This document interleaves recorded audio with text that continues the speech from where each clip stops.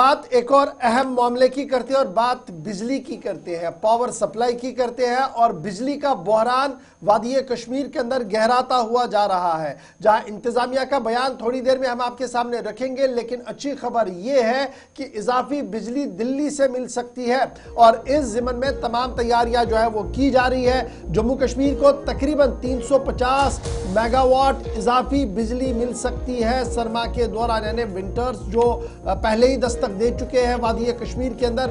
इस दौरान जम्मू कश्मीर हुकूमत की तरफ से कोशिश की जा रही है कि तकरीबन 350 मेगावाट इजाफी बिजली जो है वो मिल सके, ताकि अय्याम सर्दी के दौरान डिस्ट्रीब्यूशन ऑफ पावर जो है वो सही तरीके से चल सके।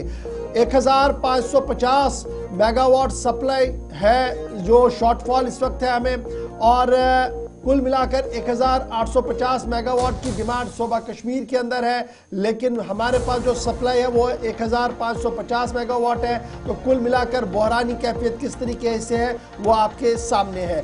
लेकिन ऑनगोइंग पावर कट्स जो है वो लगातार चल रहे हैं, मीटर्ड इलाकों के अंदर भी, नॉन मीटर इलाकों के अंदर भी।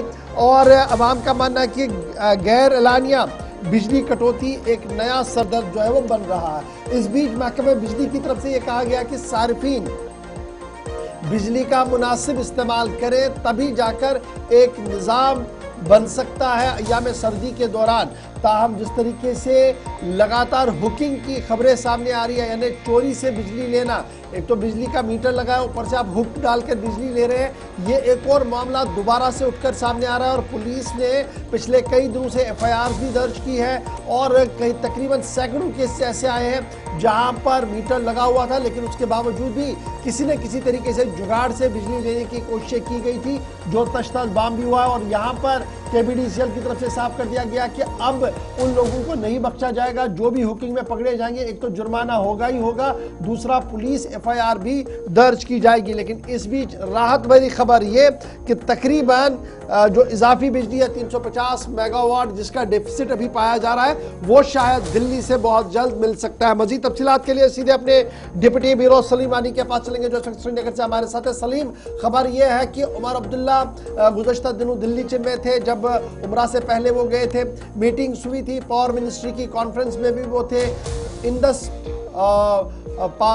जो इंडस वाटर ट्रीटी है उस पर भी उन्होंने अपना मौक़िफ़ सामने रख दिया था। लेकिन उसके बाद ये इत्तला थी कि शायद इजाफी बिजली मिलेगी। अब खबर ये है कि रास्ता खुल गया है और राहत वादी कश्मीर के लोगों को मिल सकती है।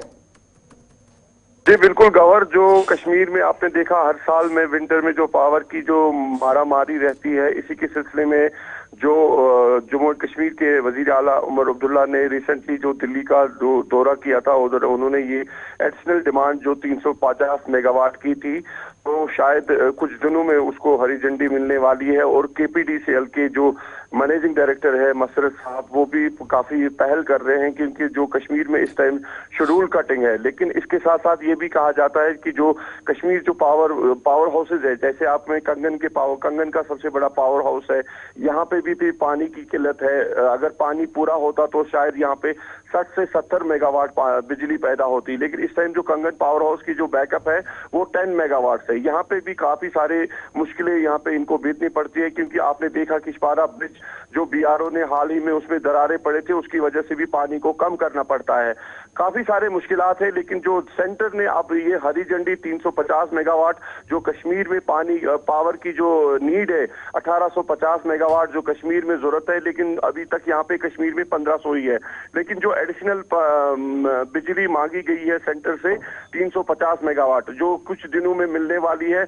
हमारी भी बात जो एमडी है केपीडीसीएल के, उन्होंने कल हमारे साथ भी कल या परसों हम भी उससे तफसीली मुलाकात करेंगे, गुलिस्तान न्यूज को अपडेट करेंगे उस सारे लोगों को कि किस तरह जो मारामारी है लोगों को भी इसके साथ कंप्रोमाइज करना चाहिए केपीडीसीएल के, कि हर टाइम यही एडवाइजरी निकलती है कि आपको जो पावर चलाना है उसको आप जेन्युइन तरीके से यूज किया जाए। साथ साथ जो कटलमेंट ही है जो कश्मीर में चाहे फार फ्लंग एरियाज है जहां पे भी कटलमेंट एडवाइजरी निकलती है, उसमें भी लोगों को फिर दिक्कत उठानी पड़ती है कि पीछे से जब 1 घंटा ब्रेक होती है और रिसीविंग स्टेशन से 1 घंटा ब्रेक होती है, कुल मिला के अगर लोगों को बिजली मिलती है तो वो 1.5 से 2 घंटे मिलती है।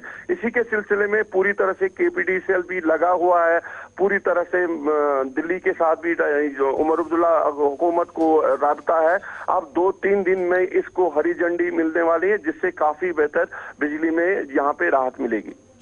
सलीम, ये भी बताइएगा, इस वक्त जब डिपार्टमेंट पर काफी ज्यादा बर्डन है, सप्लाई को यकीनी भी बनाना है, ये चीज भी डिपार्टमेंट को इंश्योर करनी है, तो चीजें मैनेज कैसे हो रही हैं जब डिमांड और सप्लाई के बीच भी काफी ज्यादा गैप है, जिसको शायद इस वक्त शायद उसको फिल कर पाना बहुत मुश्किल है और बहुत बड़ा चैलेंज भी डिपार्टमेंट के सामने। बिल्कुल आसिफ, आपको मैं एक एग्जांपल देता हूं। जो गांधरबल डिस्ट्रिक्ट है, गांधरबल डिस्ट्रिक्ट में आपको 3 पावर हाउस है, Sumbal power house, Ganderbal power house, कंगन पावर हाउस। लेकिन कल एग्जीक्यूटिव इंजीनियर गांधरबल जो डिस्ट्रिक्ट का है KPDCL का, उसका यही कहना था कि एक हफ्ते में 18 ट्रांसफार्मर डैमेज हुए जो ओवरलोडिंग से हुए हैं। इसमें लोगों को भी विंटर में KPDCL डिपार्टमेंट है उनके साथ पूरी तरह से मुहाबत करनी चाहिए कि पावर को आप उसी तरह यूज करो जितना आपको जरूरत है। जब आप घर में पावर, आप बॉयलर भी चलाओगे, हीटर भी चलाओगे, बाकी सारे वो भी इलेक्ट्रिक जो इक्विपमेंट्स है वो भी चलाओगे, तो कहीं ना कहीं वो KPDCL के लिए बड़ी परेशानी है। इसी के साथ साथ मैंने कल ही बात की थी, जो इनके MD साहब है, उनका यही कहना है अगर लोग हमारे साथ देंगे तो कहीं ना कहीं बहुत सी राहत मिलेगी।